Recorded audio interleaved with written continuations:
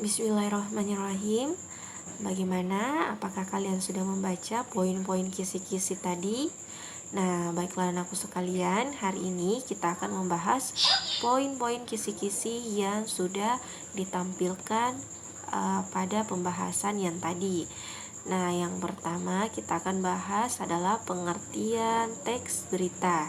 Jadi, seperti yang kalian sudah pelajari pada pertemuan pertama kemarin, bahwa berita itu adalah sebuah informasi yang sifatnya fakta yang sedang terjadi maupun sudah terjadi dan disampaikan melalui perantara media, baik itu media elektronik maupun media cetak. Jadi kalau media elektronik itu adalah contohnya seperti televisi, radio atau internet ya, dan internet. Nah, sedangkan media cetak itu biasanya ada majalah, koran, tabloid dan lain sebagainya ya, seperti itu. Nah, selanjutnya poin yang kedua, unsur-unsur berita. Jadi biasanya unsur-unsur berita ini kalau di buku kalian itu 5W tambah 1H atau ada juga adik Simba untuk lebih mudahnya kalian untuk mengingatnya. Apa saja unsur-unsur berita itu? Kembali ingatkan, yang pertama adalah apa yang terjadi pada berita tersebut. Kemudian yang kedua, di mana peristiwa tersebut atau di mana kejadian berita tersebut. Selanjutnya, kapan terjadinya peristiwa tersebut. Siapa yang terlibat dalam berita tersebut. Mengapa bisa terjadi peristiwa tersebut. Kemudian yang terakhir, bagaimana terjadinya berita tersebut. Nah, di sini di unsur-unsur berita ini nanti akan ada muncul soal unsur berita. Bacalah teks berikut ini. Kemudian ada teksnya. Kemudian unsur berita pada teks tersebut adalah titik-titik. Seperti contoh berikut ini. Silakan kalian baca. 10 hari menjelang Lebaran, Sabtu 15 November, pelabuhan penyeberangan Merak mulai dipadati truk. Truk-truk tersebut mengangkut barang non-9 bahan pokok atau non-sembako. Kutipan berita tersebut merupakan unsur titik-titik. Kira-kira jawabannya yang benar adalah? Oke, jadi jawaban yang tepat adalah kapan. Kenapa kapan? Karena di sini menunjukkan waktu 10 hari menjelang Lebaran. Nah, ini kutipan berita ini merupakan unsur dari pertanyaan kapan. Nah, seperti itu contohnya. Jadi bisa saja pas ulangan nanti Ustazah munculkan unsur bagaimana, di mana, siapa, atau mengapa, atau kapan lagi ya, seperti itu. Jadi seperti ini nanti contoh soal yang akan muncul. Nah, selanjutnya poin ketiga adalah langkah-langkah meringkas berita. Bisa kalian buka bukunya, silakan open your book di halaman 7. Nah, di situ ada 3 langkah dalam meringkas berita. Yang pertama adalah mendengarkan atau membaca berita. Bisa kalian lihat di buku kalian di halaman 7. Selanjutnya yang kedua, mencatat pokok-pokok berita, adik simbahnya. Jadi untuk meringkas berita kita harus mengetahui adik simbah dari berita tersebut. Selanjutnya langkah yang terakhir adalah menyampaikan kembali secara lengkap dan ringkas isi berita tersebut seperti contoh berikut ini. Nah, ini adalah ringkasan dari berita yang ada di buku kalian. Ustazah juga sudah jelaskan kemarin ini pada pertemuan yang kedua.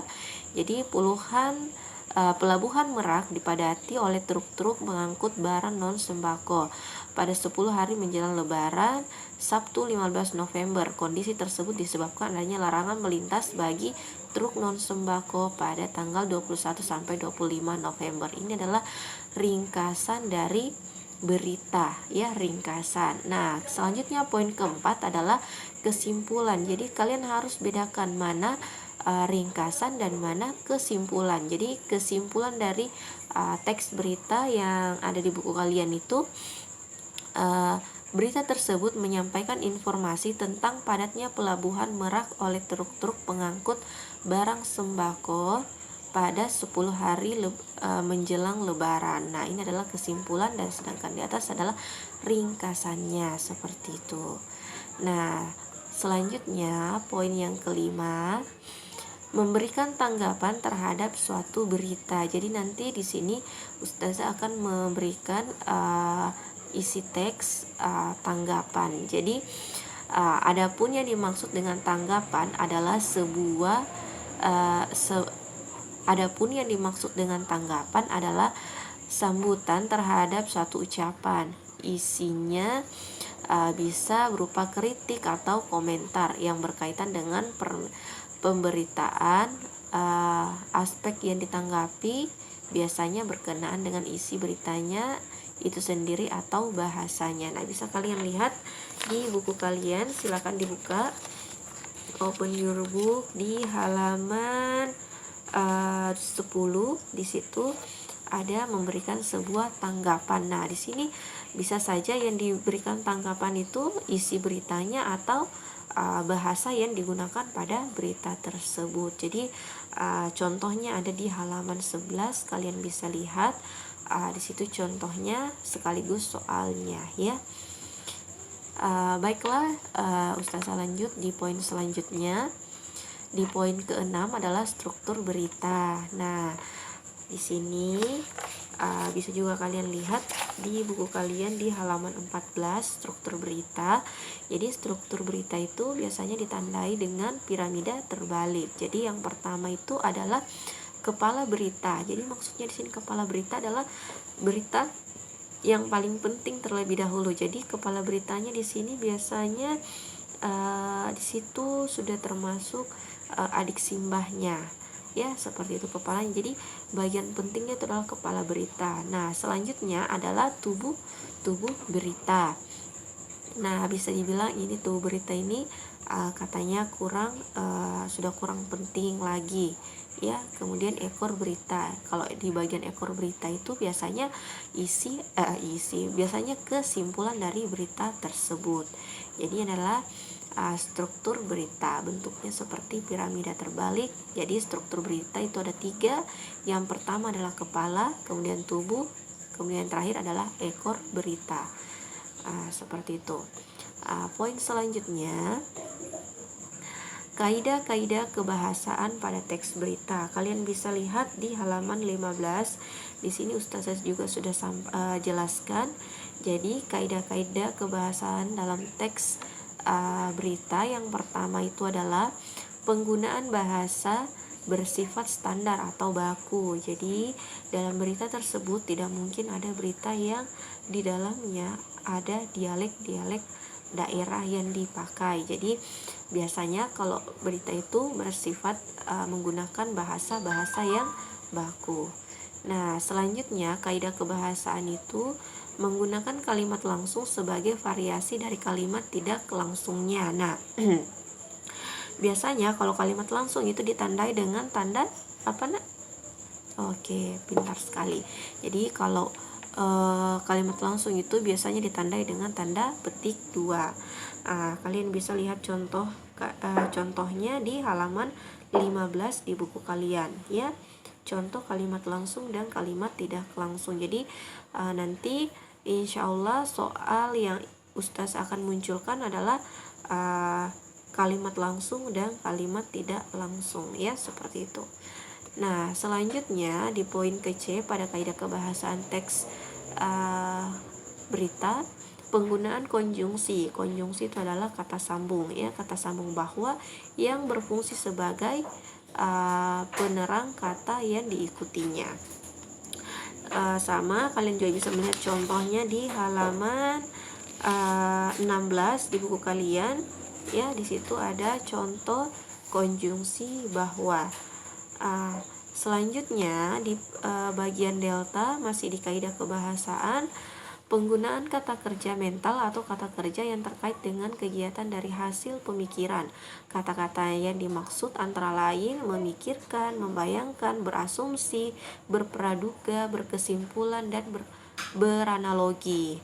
Nah, seperti yang ada di buku kalian di halaman 16 yang contohnya, mereka memikirkan solusi untuk bisa keluar dari peristiwa-peristiwa yang memilukan itu. Jadi, bisa kalian lihat contoh selengkapnya Ustazah juga sudah jelaskan kemarin di pertemuan ketiga ketiga kalau tidak salah ya, tentang kaidah-kaidah kebahasaan teks berita. Selanjutnya yang terakhir ya, masih di poin kaidah kebahasaan, penggunaan fungsi keterangan waktu dan tempat sebagai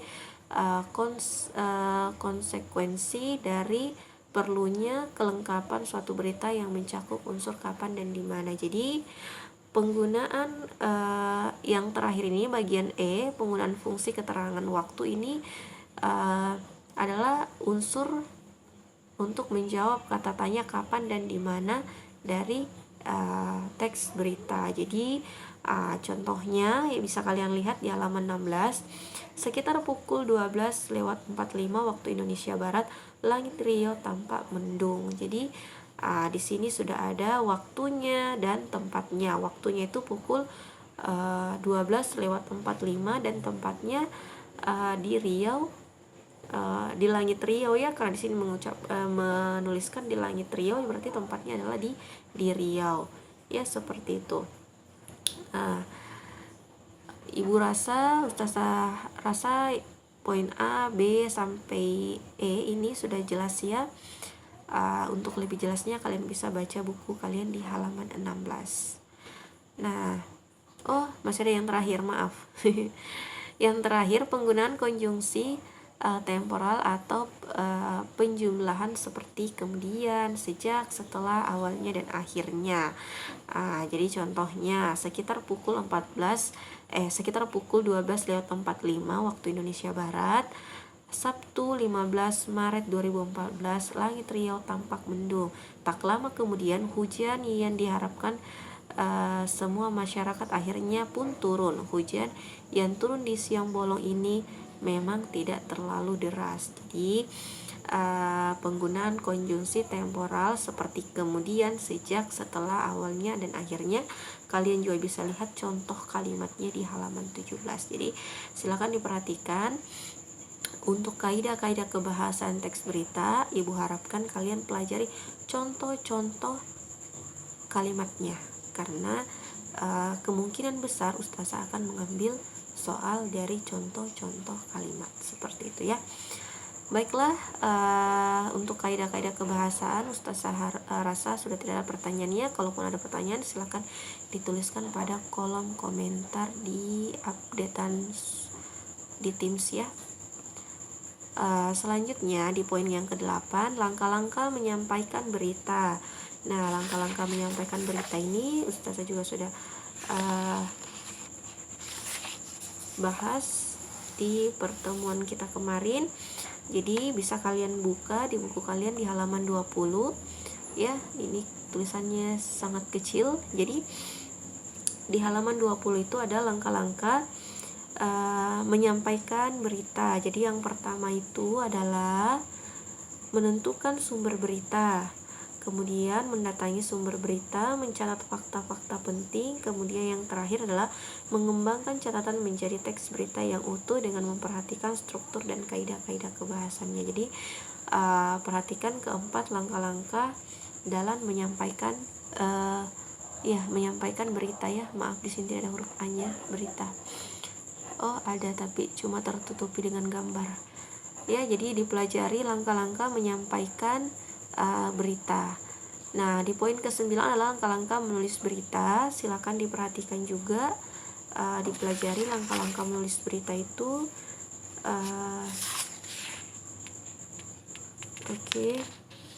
Langkah-langkah menulis berita yang pertama adalah mencari peristiwa yang layak diberitakan.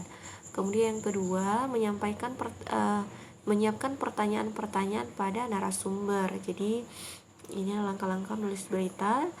Kemudian yang ketiga, menuliskan berita dengan peristiwa yang kamu tentukan sendiri.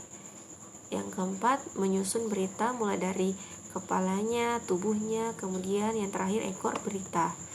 Nah, melakukan penyuntingan atau pengeditan pada teks berita seperti ini. Jadi langkah-langkah menulis berita. Jadi dipelajari ya. Selanjutnya di poin yang ke-10 yang terakhir, pada pertemuan terakhir kemarin kita sudah mempelajari adalah aspek-aspek yang harus diperhatikan saat menyunting berita. Jadi yang pertama adalah kebenaran isi berita yang ditunjang oleh keakuratan fakta-faktanya. Kemudian yang kedua, kelengkapan isi berita yang ditandai oleh hadirnya komponen-komponen berita yang terangkum dalam rumusan adik Simba. Jadi berita dianggap lengkap kalau sudah mencakup ini ya, adik Simbanya, rumus adik Simbanya.